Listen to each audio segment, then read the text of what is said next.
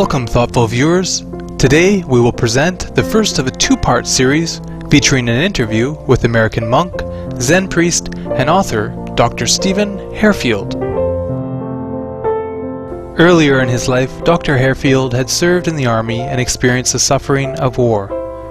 As a soldier, he came to Olac, Vietnam. There, his search for inner peace and wisdom guided him to a Buddhist Zen monastery in Quang Dai province. The monks in this Zen monastery revealed that there are Buddhist scriptures which describe a prophet named Isa, who came from the West to live in India. Dr. Hairfield realized that this Isa must be the Jesus Christ. After Dr. Hairfield came back to the United States, he earned a degree in psychology and later a master's degree in religion and theology and a doctorate in metaphysics. Afterwards, following his inner urge, Dr. Hairfield traveled to India, Nepal, and Tibet, where he was guided by Buddhist lamas on his own spiritual journey and a quest to understand the real master, Jesus. When I found myself in northern India and encountered probably two of the finest people, even to this day, that I've ever met, my teachers, they told me I was in India for two reasons. Was to learn the Tibetan philosophy and ideas, and then to share them with my part of the world. And the second reason why I was there is they wanted me to know about Isha. Of course, at that moment in time, I had never heard that name before. But the interesting thing is they are the same people. Isha is Jesus in Hindi, in the far eastern part of the world. The ironic thing is that name originated out of India, but it's also, there's Lake Isha in Nepal. The name is known in Tibet. The name is also known in what we call Iran today. It was Persia back then, and it's known also a good portion of the Orient. I spent 6 years of my life studying with the Tibetans. They are meticulous record keepers. They have a contiguous, touching records of every great master that has ever been in that part of the world. They literally have scribes, secretaries, basically, that write down everything they say. No one can sit anywhere and tell me that Buddha wrote down the sutras. He didn't. Someone else did. And the same is true with Christ. Now, if you were to go into one of the monasteries, I can tell you without hesitation that it is in, and it's the first place I saw them, the documents, is the Hemis Monastery in Ladakh, which is one of the states of northern India. If you were to walk in there and say, I would like to see the scrolls of about Isha, they would look at you and say they don't exist. But if you were to go there and they trust in you and they like you and they understand that you're not there to dispel, they would walk up to you and say, your Isha was here. And what Kaila did, who was my abbot, my lama, is he told the abbot of that monastery why I was there. That I was there to study Isha and what he was doing there, what he was learning, what he was being taught. And the abbot of that monastery scurried off. He brought several scrolls back with him, and Kaila got an interpreter, and the interpreter read the Sanskrit words to me. In 1894, Russian journalist Nicholas Notovich was the first to publish a translation of the Buddhist manuscripts which describe Jesus' life in India in his book, The Unknown Life of Jesus. Another well-known personality who wrote about Jesus living in India was Swami Abhedananda, who was president of the Vedanta Society in New York. Dr. Hairfield is only the 18th person and the second American who has ever been allowed to read the precious documents. And that's how I made the connection, because when they said to me, your Jesus was here, this was his name. Now, I was raised as Catholic. I was stunned. My first inclination was no way. Dr. Hairfield found that Jesus studied in India with teachers of the Jain faith, as well as with Hindu Brahmins, and later with Buddhist teachers in North India and Nepal.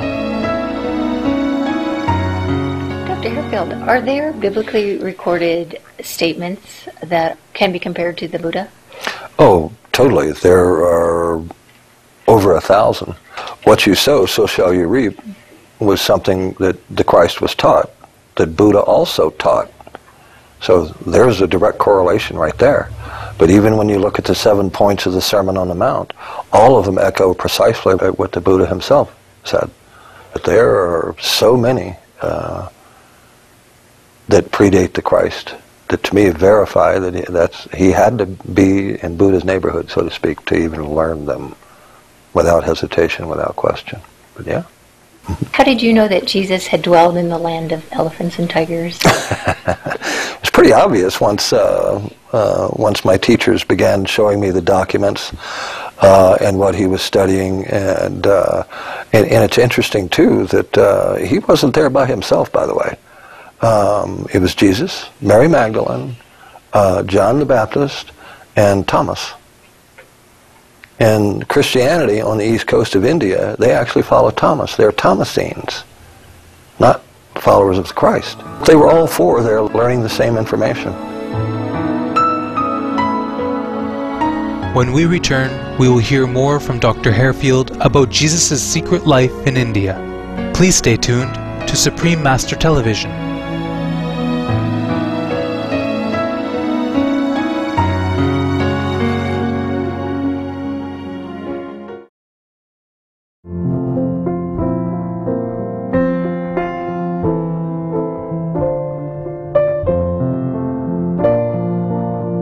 Welcome back to a journey through aesthetic realms. Today with American author and Zen priest Dr. Stephen Hairfield about Jesus' life in India. According to Dr. Hairfield, the three wise men from the East which are mentioned in the Gospels, the biblical books about Jesus, are actually sages who came in search of a newborn enlightened soul in Palestine. This was similar to the way in which nowadays Buddhist monks search for the incarnations of previous lamas. The reason they showed up, oh, and by the way, following a wandering star, we have a star defying the laws of physics. No, what they were following was an astrological prediction, a Vedic astrological prediction. Vedic astrology comes out of India. They came from the East. Why?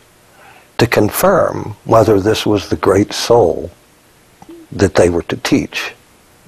The three gifts were gifts of wisdom, compassion, and love.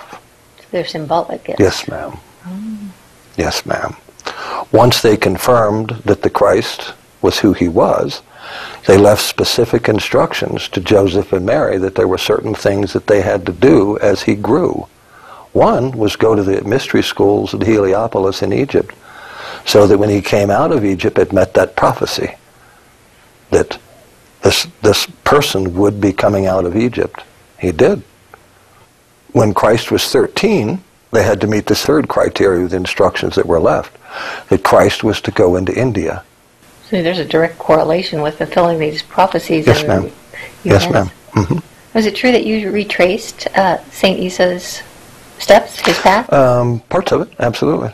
I actually sat in a cave in Nepal on the shores of Lake Isha, where the Christ supposedly had spent over a month doing nothing but meditating in. Well, what was Jesus' purpose? What was his mission here? In the world? Well, it's totally different than what we've been taught.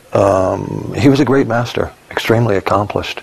But that level of knowledge was only located in that part of the world. If you think about it, the Tibetans still follow a similar tradition today. They seek out the reincarnated Dalai Lama, and when they locate him, they test him.